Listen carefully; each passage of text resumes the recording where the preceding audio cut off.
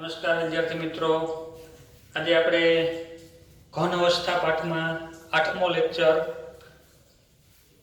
એકમ કોષના પ્રકાર કેટલા હોય એ આપણે સમજવા માટે જઈ રહ્યા છીએ. તો આપણો છઠ્ઠો પ્રશ્ન છે, એકમ કોષને તેના પરિમાણને આધારે 14 પ્રકારમાં વર્ગીકૃત કરો. એકમ કોષના કેટલા પ્રકાર પાડવાના છે આપણે? 14 પ્રકારમાં એને વર્ગીકરણ કરવાનું છે. હવે આપણે આના પહેલાના લેક્ચરમાં આપણે જોયું હતું કે ભાઈ એકમ કોષ એટલે એ સ્ફટિક રચનાનો એક નાનામાં નાનો ભાગ. આપણે આના પહેલાના લેક્ચરમાં જોયું હતું કે ભાઈ આખી એક સ્ફટિક રચના છે તો આને આપણે 8 ટુકડા કરીને એક ટુકડો કાઢ્યો તો એ એનો એકમ કોષ છે. હવે એકમ કોષનું વર્ગીકરણ કરવું છે. શેને આધારે કરવું છે? તો એકમ કોષનું જે વર્ગીકરણ કરવું છે એ એના પરિમાણને આધારે આપણે એકમ કોષના પ્રકાર પાડવા છે. તો હવે વાત આવી પરિમાણની. તો એકમ કોષને કેટલા પરિમાણ હોય? બરોબર, આપણે આની પહેલા ભણી ચૂક્યા છીએ. એકમ કોષને ત્રિપરિમાણમાં 6 પરિમાણ હોય. 6 પરિમાણ ક્યાં? તો એની 3 ધાર A, B અને C, લંબાઈ, પહોળાઈ અને ઊંચાઈ. બરોબર છે? 3 ધાર એના 3 પરિમાણ થયા, પેરામીટર્સ. હવે 3 ધાર વચ્ચેના ખૂણા, તો B અને C વચ્ચેનો ખૂણો આલ્ફા, A અને C વચ્ચેનો ખૂણો બીટા અને AB વચ્ચેનો ખૂણો ગેમા. તો એકમ કોષ છે એની લંબાઈ કેટલી, એની પહોળાઈ કેટલી, એની ઊંચાઈ કેટલી, એને આપણે A, B અને C કહીએ, એ સરખી છે કે જુદી જુદી, એને આધારે આપણે એકમ કોષના પ્રકાર છે એ અલગ અલગ કરી શકીએ. એ ઉપરાંત એના જે આલ્ફા, બીટા, ગેમા ખૂણા કેવા છે એને આધારે આપણે એનું વર્ગીકરણ કરી શકીએ. એ સિવાય આ એકમ કોષમાં એના ઘટક કણો કઈ કઈ જગ્યાએ આવેલા છે એને આધારે પણ આપણે એકમ કોષને અલગ અલગ પ્રકારમાં વિભાજિત કરી શકીએ.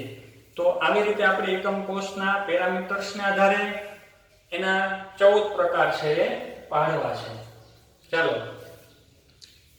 તો આ પ્રશ્ન છે એકદમ IMP મોસ્ટ ઇમ્પોર્ટન્ટ ક્વેશ્ચન છે, કારણ કે આના આધારે તમે આના પછીની ઘણી બધી સમજૂતી છે એ એકદમ સરળતાથી મેળવી શકશો. એટલા માટે આ ટોપિક તૈયાર કરવો ખૂબ જ જરૂરી છે. ચાલો, પ્રશ્ન છે એકમ કોષના 14 પ્રકાર. તો હવે પહેલા એકમ કોષના આમ તો મૂળભૂત કેટલા પ્રકાર છે? 2. એના પાયાના એવા 2 પ્રકાર છે. પછી એના પેટા પ્રકાર બધા ભેગા થાય તો ટોટલ 14 થાય. તો હવે એકમ કોષના મૂળભૂત 2 પ્રકાર છે. પહેલું A, આદિમ એકમ કોષ, પ્રિમિટિવ યુનિટ સેલ. પહેલો પ્રકાર કયો છે? આદિમ એકમ કોષ અથવા સાદો એકમ કોષ એમ પણ કહી શકાય. આદિમ એકમ કોષ, પ્રિમિટિવ યુનિટ સેલ. B, બીજો પ્રકાર કેન્દ્રિત એકમ કોષ, સેન્ટર્ડ યુનિટ સેલ. તો 2 પ્રકાર થયા, આદિમ એકમ કોષ અથવા કેન્દ્રિત એકમ કોષ. બરોબર, તો પાયાના 2 પ્રકાર યાદ રાખજો, આદિમ એકમ કોષ હોય અથવા કેન્દ્રિત એકમ કોષ હોય. હવે આપણે તો ટોટલ 14 પ્રકાર કરવા છે. તો આદિમ એકમ કોષ 7 પ્રકારના હોય છે અને કેન્દ્રિત એકમ કોષ 7 પ્રકારના હોય. તો ટોટલ કેટલા થયા? 14. હવે 7 પ્રકાર કયા કયા છે એ આપણે વિગતવાર જોતા જઈએ. સૌપ્રથમ લઈ આપણે આદિમ એકમ કોષ. હવે પહેલા તો એની વ્યાખ્યા કે ભાઈ આદિમ એકમ કોષ કોને કહેવાય? તો વ્યાખ્યા લખેલી છે, જો ઘટક કણો માત્ર એકમ કોષના ખૂણાના સ્થાન પર જ હાજર હોય માત્ર ઘટક કણો એકમ કોષના ખૂણાના સ્થાન ઉપર જ હાજર હોય, એ સિવાય બીજે ક્યાંય ન આવેલા હોય તો એને આદિમ એકમ કોષ કહેવાય. દાખલા તરીકે આપણે એક આવો એકમ કોષ દોર્યા તો આને કેટલા ખૂણા છે? 8. આ 4 ઉપરના ખૂણા અને 4 છે એ નીચેના ખૂણા. હવે ઘટક કણ ખાલી ખૂણા ઉપર જ છે. જો ઘટક કણ અહીંથી વચ્ચે એકાદો જે આવેલો હોય તો આને આદિમ એકમ કોષ કહેવાય નહીં. તો પછી એને શું કહેવાય? કેન્દ્રિત એકમ કોષ. એની વ્યાખ્યા જોઈ લો ભેગે ભેગી કે જો ઘટક કણો એકમ કોષના ખૂણાના સ્થાનો ઉપરાંત અન્ય સ્થાને પણ આવેલા હોય તો આદિમ ન કહેવાય. અન્ય સ્થાને ઘટક કણ કોઈ હોય તો એને કેન્દ્રિત એકમ કોષ કહેવાય. પરંતુ અત્યારે આપણે આદિમ એકમ કોષ લઈએ છીએ એટલે એમાં ઘટક કણો માત્ર એકમ કોષના ખૂણાના સ્થાન પર જ હાજર છે એટલે એને આદિમ એકમ કોષ કહેવાય. હવે વાત એની કે ભાઈ આ આદિમ એકમ કોષ એના 7 પ્રકારની સ્ફટિક રચના તૈયાર કરે. 7 પ્રકારના એકમ કોષ છે એ ભેગા થશે એટલે અલગ અલગ એકમ કોષ 7 પ્રકારના છે. તો એ એકમ કોષથી 7 પ્રકારની અલગ અલગ સ્ફટિક રચનાઓ તૈયાર થાય. તો આદિમ એકમ કોષના કેટલા પ્રકાર છે? 7. હવે એ 7 કયા પ્રકાર? તો પ્રથમ ખાલી નામ જોઈ લો પછી આપણે એના વિશે સમજીએ. ઘન અથવા સમઘન કહીએ. ટેટ્રાગોનલ એટલે ચતુષ્કોણીય, ઓર્થોરોમ્બિક, મોનોક્લિનિક, રોમ્બોહેડ્રલ અથવા તો ટ્રાઇગોનલ અથવા ત્રિકોણીય, ટ્રાઇક્લિનિક અને હેક્સાગોનલ. આટલા પ્રકાર છે 7. ઘન, ટેટ્રાગોનલ, ઓર્થોરોમ્બિક, મોનોક્લિનિક, રોમ્બોહેડ્રલ, ટ્રાઇક્લિનિક અને હેક્સાગોનલ એટલે કે ષટકોણીય. આ પહેલા તો 7 નામ તમારે યાદ રાખવાના છે. હવે એ 7 નામ યાદ રાખવા માટે હું તમને એક ખાલી તમારે યાદ રાખવાનું ઘટેઓ, મોર, ટ્રાય અને હે. ચાલો આટલું યાદ રાખશો એટલે 7 નામ યાદ રહી જશે. ઘટેઓ, મોર, ટ્રાય, હે. ફરીથી બોલું, ઘટેઓ, મોર, ટ્રાય, હે. ઘ એટલે ઘન, ટેટ્રાગોનલ, ઓર્થોરોમ્બિક. બરોબર? 3 પાકા કરો. ઘટેઓ, ઘન, ટેટ્રાગોનલ, ઓર્થોરોમ્બિક. મોર, ટ્રાય. મો એટલે મોનોક્લિનિક, ર એટલે રોમ્બોહેડ્રલ અને ટ્રાય એટલે ટ્રાઇક્લિનિક. મોર, ટ્રાય અને છેલ્લે વધ્યું એક હે. હે એટલે હેક્સાગોનલ, ષટકોણીય. બરોબર છે? તો આવી રીતે 7 એકમ કોષ છે આદિમ. એને તમારે કઈ રીતે યાદ રાખવાના છે? ઘટેઓ એટલે 3 થઈ ગયા, મોર, ટ્રાય બીજા 3 થઈ ગયા, છેલ્લે હે. ઘટેઓ, મોર, ટ્રાય અને હે. હવે સૌથી પહેલા લઈ આપણે ઘન. તો ભાઈ ઘન કોને કહેવાય? એના ઘનના પરિમાણ શું? તો આ જે લાકડાનો ટુકડો છે બરોબર, એ ઘન છે. ઘન ઘન કોને કહેવાય? તો એની લંબાઈ, એની પહોળાઈ અને એની ઊંચાઈ 3 સરખી હોય. ખૂણો આ આલ્ફા, બીટા અને ગેમા. આ જે ખૂણો છે એ કેવો છે? જોવો જોઈએ કેટલો ખૂણો છે. આ ધારને આ ધાર વચ્ચેનો 90. આ પણ 90 અને આ ખૂણો પણ કેવો છે? 90 નો. તો એના પરિમાણ થઈ ગયા. બરોબર? ઘન ઘન કોને કહેવાય? તો A = B = C. એટલે કે એની લંબાઈ, પહોળાઈ અને ઊંચાઈ 3 એક સરખી હોય અને 3 ધાર વચ્ચેના 3 ખૂણા એટલે કે આલ્ફા, બીટા અને ગેમા ત્રણેય સરખા હોય અને પાછા ત્રણેય 90 ડિગ્રીના હોય ઇઝ ઇક્વલ ટુ 19 ડિગ્રી, તો આ ઘન કહેવાય એને સમઘન કહેવાય. તો આવો એકમ કોષ હોય, અહીં મેં જે દોરેલો છે કેન્દ્રમાંથી કાઢી નાખો એક, તો આ સમઘન પ્રકારનો એકમ કોષ છે. બરાબર છે. ચાલો હવે એના પછી ટેટ્રાગોનલ કોને કહેવાય?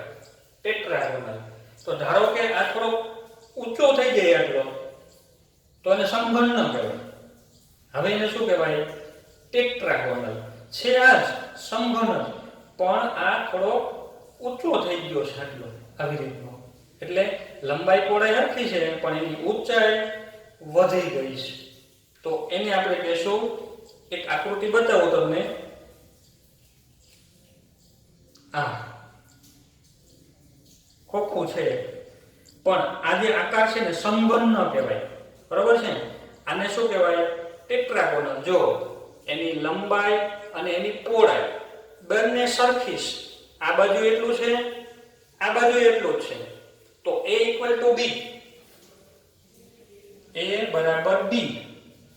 લંબાઈ પહોળાઈ સરખી પણ આની ઊંચાઈ નોટ ઇક્વલ ટુ c.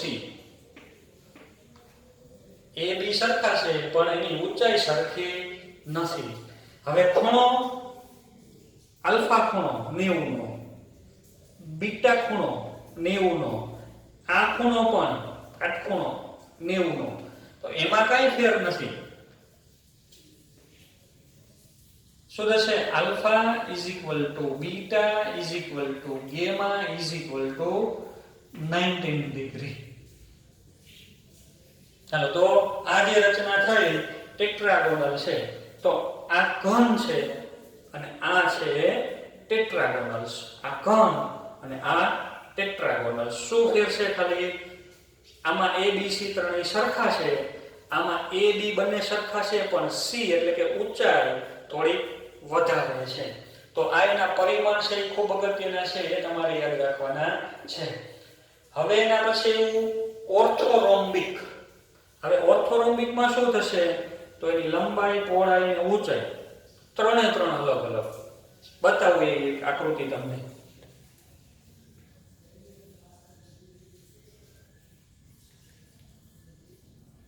ચાલો, આ રચના, આ એક ખોખું છે. બરાબર દેખાય છે ને? આ એની પહોળાઈ કઈ આપણે આટલી જ છે. આ એની લંબાઈ તો એ થોડીક વધારે છે અને ઊંચાઈ તો ઊંચાઈ એનાથી નહીં વધારે છે. તો આને આપણે સમઘન ન કહેવાય અને ટેટ્રાગોનલ ન કહેવાય. આને શું કહેશું? ઓર્થોરોમ્બિક. a not equal to b not equal to c. લંબાઈ પહોળાઈ ઊંચાઈ ત્રણેય અલગ અલગ. બરાબર. હવે ખૂણો, તો ખૂણામાં કઈ ફેર નહીં પડે. ખૂણા તો બધા 90 ના જ છે. આ ખૂણો કેટલો છે? આ અને આધારનો તો 90 નો. Alpha is equal to beta is equal to gamma is equal to 19 degree. તો ખૂણા બધા 90 ના જ છે. તો આ ત્રણેયમાં ખાલી એની જે લંબાઈ પહોળાઈ ઊંચાઈ છે એમાં જ ખાલી ફેર આવશે. ખૂણા બધાયમાં 90 ના જ છે. ચાલો, હવે એના પછી ચોથું આવ્યું મોનોક્લિનિક. મોનોક્લિનિક આમાંથી જ બને. આ જે છે ઓર્થોરોમ્બિક, એ ઓર્થોરોમ્બિક આ જે આકાર છે એમાંથી જ મોનોક્લિનિક બને. એટલે એના માટે જે લંબાઈ પહોળાઈ ઊંચાઈ તો આ જ આવશે. a not equal to b not equal to c.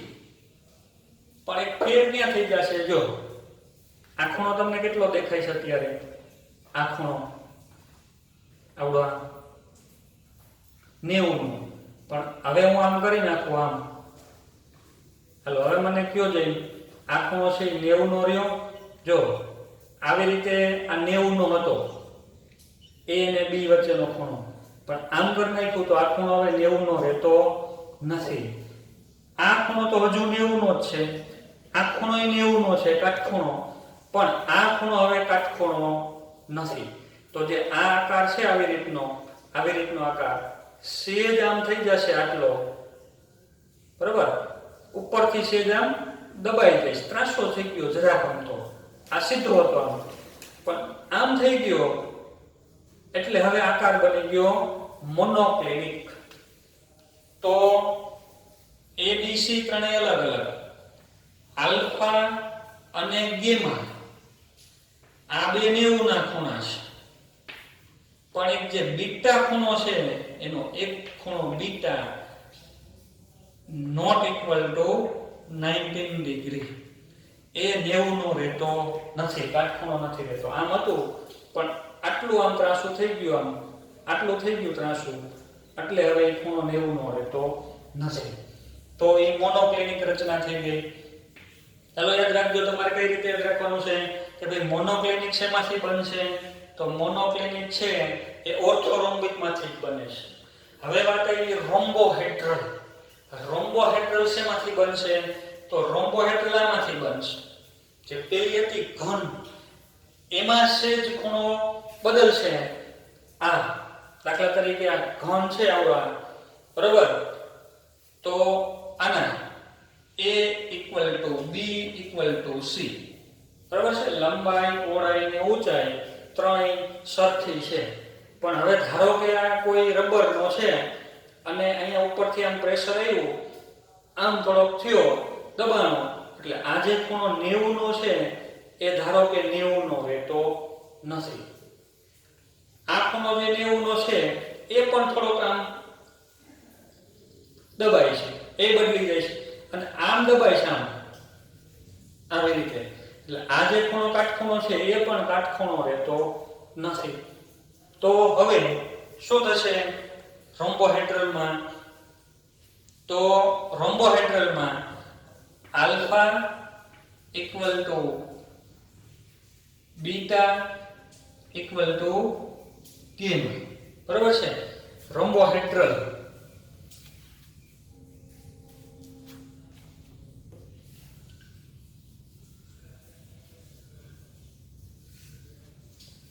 Alpha equal to beta equal to gamma, એમાંથી એકેય છે એ 90 ના રહેતા નથી. ચાલો, એકેય ખૂણો છે એ 90 નો નથી રહેતો, કારણ કે ઉપરથી પ્રેશર આવ્યું, દબાણ આવ્યું, તો આ ખૂણો છે એ 90 નો નથી રહેતો, આ ખૂણો 90 નો નથી રહેતો, આ પણ ખૂણો 90 નો રહેતો નથી. તો એક પણ ખૂણો એમાં 90 નો રહેતો નથી. હવે એવું ટ્રાઇક્લિનિક. તો ટ્રાઇક્લિનિક આમાંથી ઓર્થોરોમ્બિક માંથી છે, એમાં બધું નોટ ઇક્વલ ટુ, આ તો સાવ સહેલું, a not equal to b not equal to c, alpha not equal to beta not equal to gamma,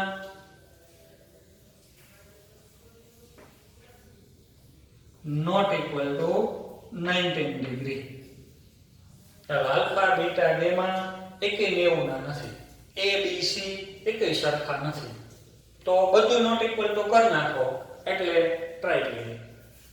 ચાલો, હવે એક રહ્યું હેક્સાગોનલ, ષટકોણીય. ષટકોણ એટલે ષટકોણ કોને કહીએ આપણે? આવી રીતે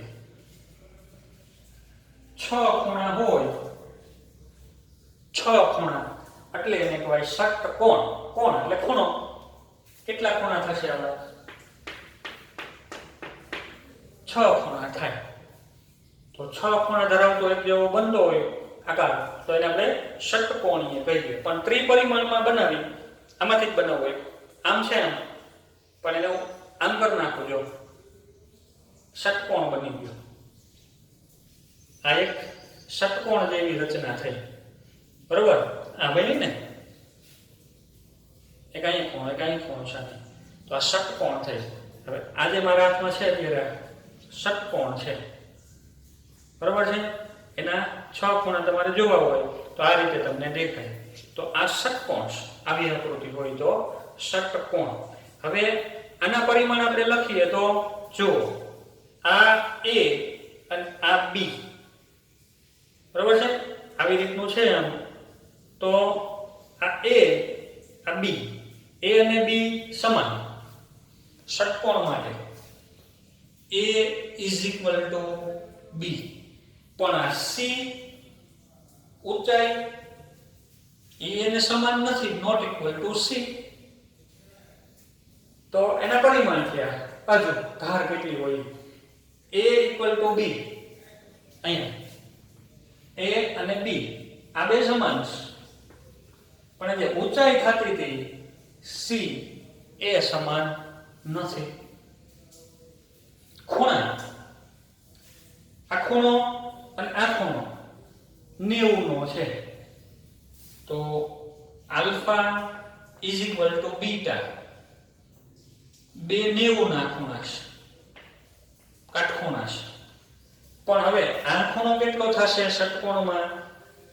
બેન્ઝીન ચક્ર જેવી રચના છે 120 ડિગ્રીનો હોય. તમે બેન્ઝીન નો અભ્યાસ કરી ચૂક્યા હો એટલે તમને ખ્યાલ હોય કે એનો દરેક જે ખૂણો છે એ આ ખૂણો કેટલો થશે, તો A અને B વચ્ચેનો ખૂણો 90 ડિગ્રીનો થશે. એટલે કે ગેમા ખૂણો જે છે, gamma is equal two 120 degree.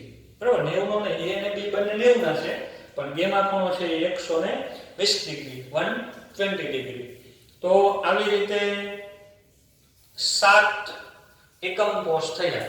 આ એકમ કોષ એવા છે કે એમાં ખાલી ખૂણાઓ ઉપર જ ઘટકપણો ઉત્પન્નેલા છે, એ સિવાય બીજે ક્યાંય ઘટકપણો આવેલા નથી. એટલે એને આપણે કયા એકમ કોષ કીધા છે?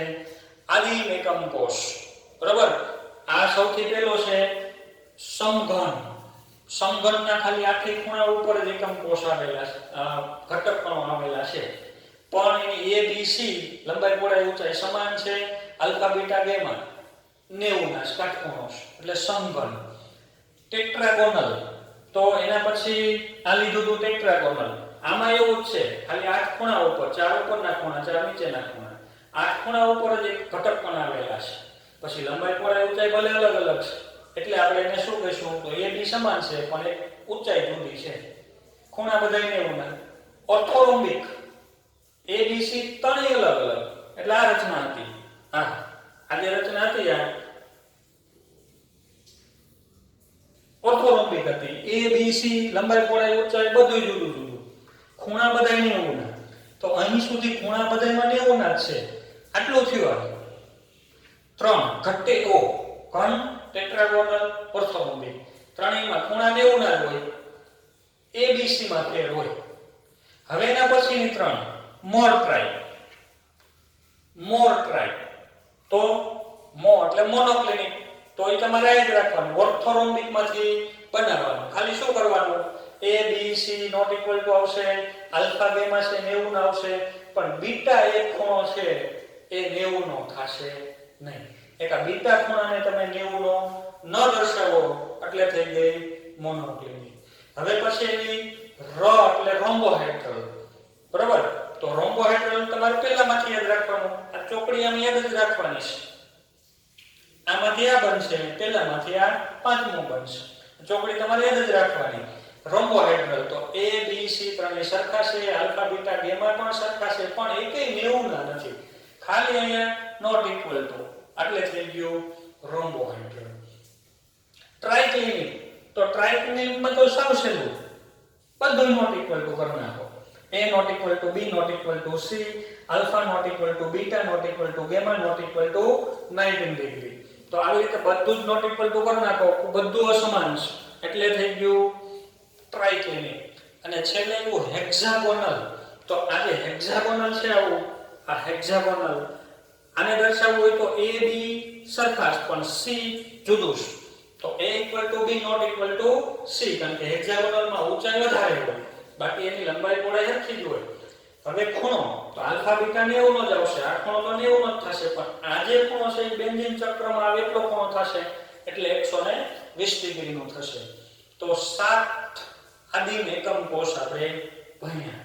ચાલો હવે એના પછી છે કેન્દ્રિત એકમ કોષ. કેન્દ્રિત એકમ કોષ. ચલો સૌથી પહેલા આ જો આટલું બાકી હોય તો પહેલા આટલું આદિમ એકમ કોષની નોંધ તૈયાર કરો, પછી આપણે કેન્દ્રિત એકમ કોષ લઈએ.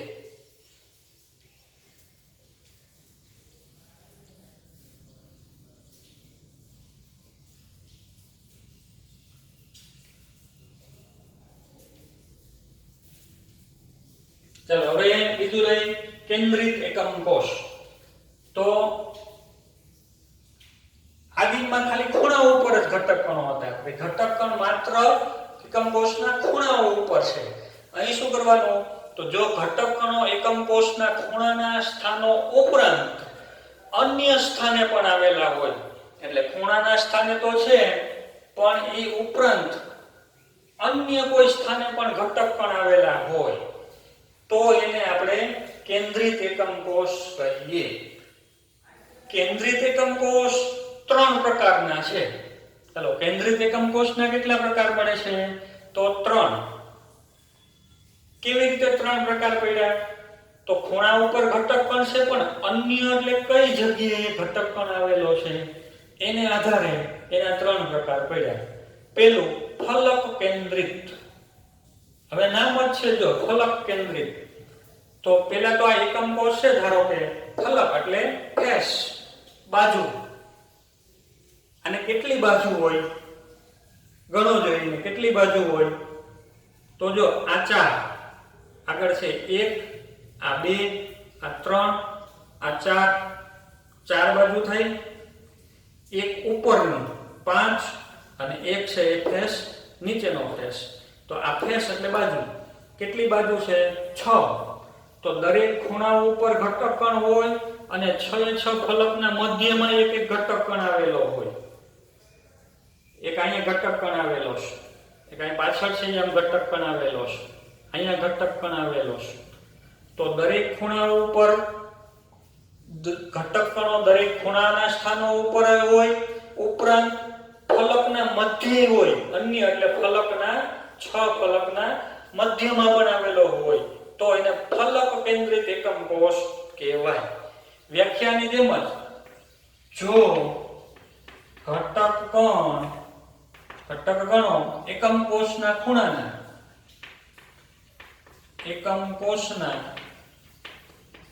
ખૂણાના સ્થાનો ઉપરાંત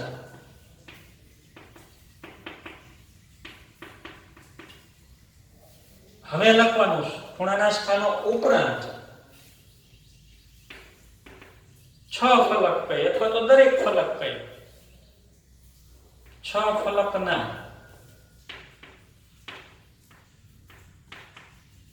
કેન્દ્રમાં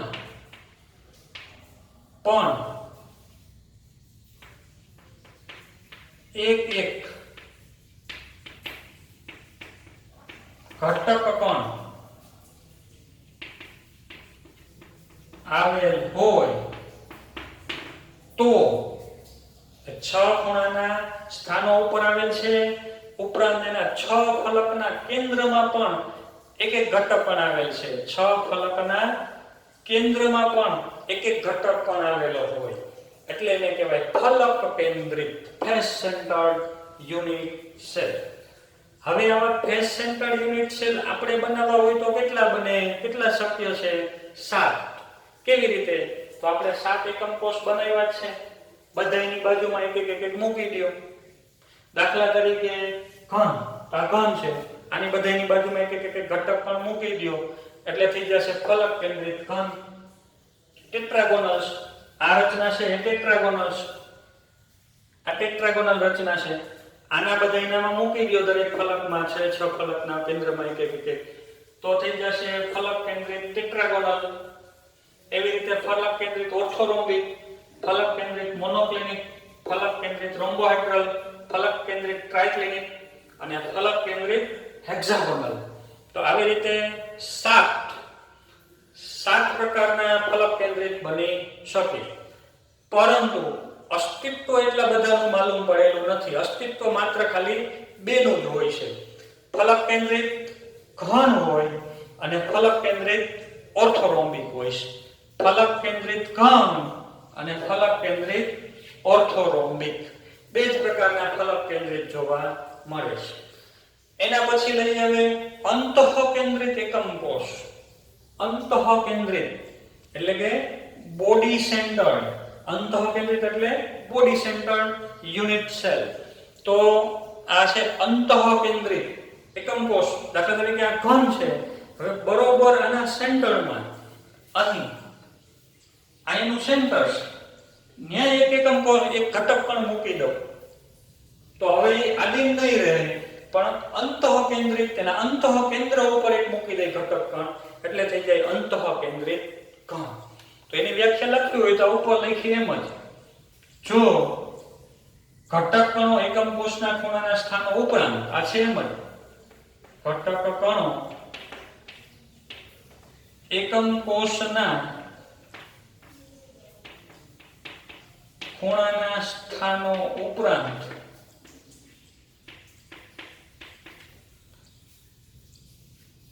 એક ઘટક કણ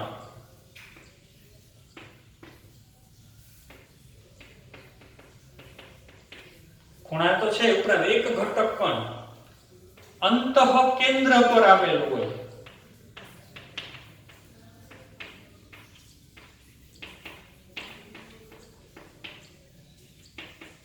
તો તેને અંતઃકેન્દ્ર ઉપર એક આવેલું છે, એક ઘટક કણ એના અંતઃકેન્દ્ર પર આવેલો છે એટલે એને કહેવાય અંતઃકેન્દ્રિત એકમ કોષ. આવી રીતે આ ખૂણા ઉપર છે ને એક બરોબર અંતઃકેન્દ્ર ઉપર આની વચ્ચે બરોબર આવેલો છે એક કણ, તો એવા એકમ કોષને કહેવાય અંતઃકેન્દ્રિત. હવે આપણે અંતઃકેન્દ્રિત એકમ કોષ બનાવવો હોય તો 7 બને, કારણ કે આ સાદા તો છે જ બધાય સાથે સાથે. એ સાથે સાથના કેન્દ્રમાં એક એક કણ આપણે મૂકી દઈએ, એક એક ઘટક કણ, તો 7 અંતઃકેન્દ્રિત તૈયાર થઈ જાય. પણ કુદરતમાં અસ્તિત્વ 7 નું નથી માલુમ પડેલું.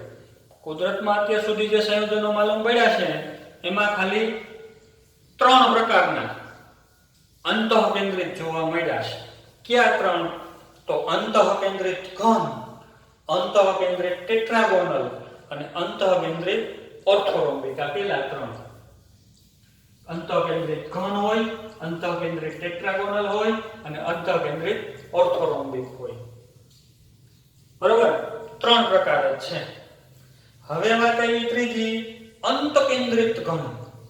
અંત એટલે છેડો, એન્ડ.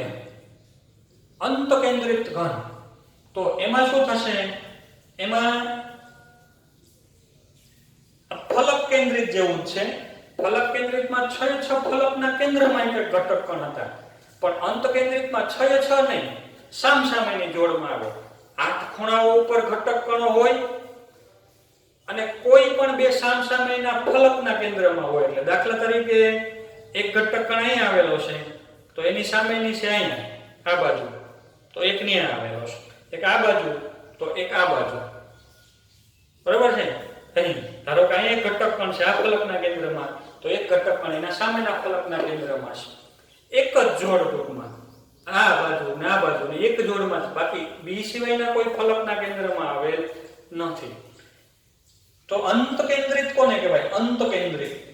ઘટક કણો એકમ કોષના ખૂણાના સ્થાનો ઉપર તો હોય જ, ઉપરાંત એકબીજાથી વિરુદ્ધ એવી બે ફલકોના કેન્દ્રમાં.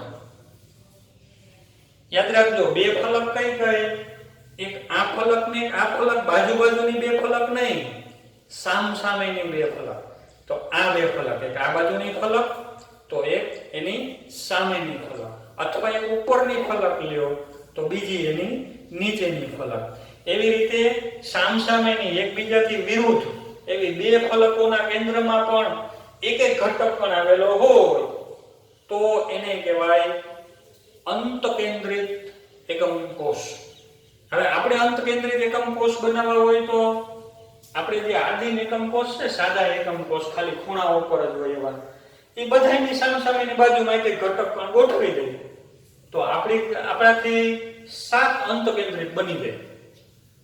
પણ કુદરતમાં ખાલી 2 નું જ અસ્તિત્વ છે, અંતકેન્દ્રિત ઓર્થોરોમ્બિક અને અંતકેન્દ્રિત મોનોક્લિનિક. બરાબર છે? અંતકેન્દ્રિત ઓર્થોરોમ્બિક ને અંતકેન્દ્રિત મોનોક્લિનિક.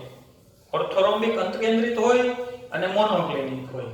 તો આવી રીતે ટોટલ જે શક્ય છે, અસ્તિત્વ ધરાવે છે, શક્ય તો ઘણા બધા છે પણ અસ્તિત્વ જે વાસ્તવમાં ધરાવે છે એવા 14 પ્રકારના એકમ કોષ માલુમ પડેલા છે.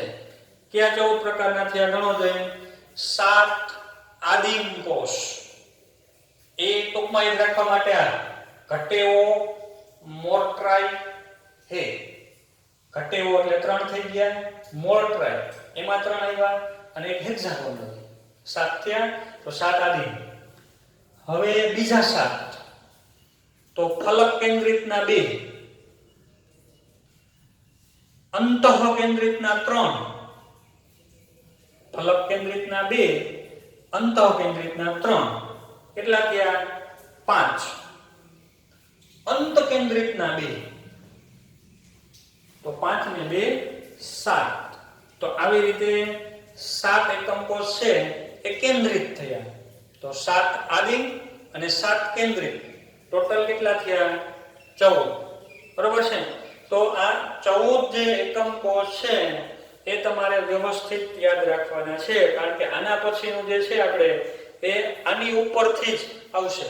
તમે આ વ્યવસ્થિત કરેલા હશે અને યાદ રાખજો આ મોસ્ટ ટાઈમ છે, ઘણું બધું દર વખતે આમાંથી ઘણું બધું છે એ પૂછાતું હોય છે. યાદ રાખજો ઘટેવો, મોર્ટ્રાઈ, હે એટલે આદિમ થઈ ગયા. પછી કેન્દ્રિતમાં, ફલક કેન્દ્રિતમાં શું યાદ રાખવાનું તમારે? ફલક કેન્દ્રિતમાં ફલક કેન્દ્રિત કેટલા? તો 2, ઘ ઓ એટલે ફલક કેન્દ્રિત 2, ઘન ને ઓર્થોરોમ્બિક. અંતઃ કેન્દ્રિત, અંત કેન્દ્રિતમાં તમારે યાદ રાખવાનું ઘટેવો એટલે 3 થઈ ગયા, ઘન, ટેટ્રાગોનલ, ઓર્થોરોમ્બિક. અંત કેન્દ્રિતમાં યાદ રાખવાનું ઓમો, તો 7 થઈ ગયા, ઘાવો, ઘટેવો, ઓમો. એમ યાદ રાખો, બરાબર. ઘાવો એટલે ઘન ને ઓર્થોરોમ્બિક, ઓમો ઘટેવો એટલે ઘન, ટેટ્રાગોનલ, ઓર્થોરોમ્બિક, અને ઓમો એટલે ઓર્થોરોમ્બિક અને મોનોક્લિનિક. તો એવી રીતે તમારે યાદ રાખવાના, એટલે ટોટલ 14 પ્રકારના થશે. યાદ રાખજો ફરીથી 7 ક્યાં? તો ઘટેવો, મોર્ટ્રાઈ, હે એટલે 7, ઘાવો, ઘટેવો, ઓમો બીજા 7, કુલ 14 પ્રકારના એકમ કોષ છે એ તમારે વ્યવસ્થિત એના પરિમાણ સહિત યાદ રાખવાના છે. હવે આના પછી આપણે એના ઉપરથી એના ઉદાહરણો જોઈશું.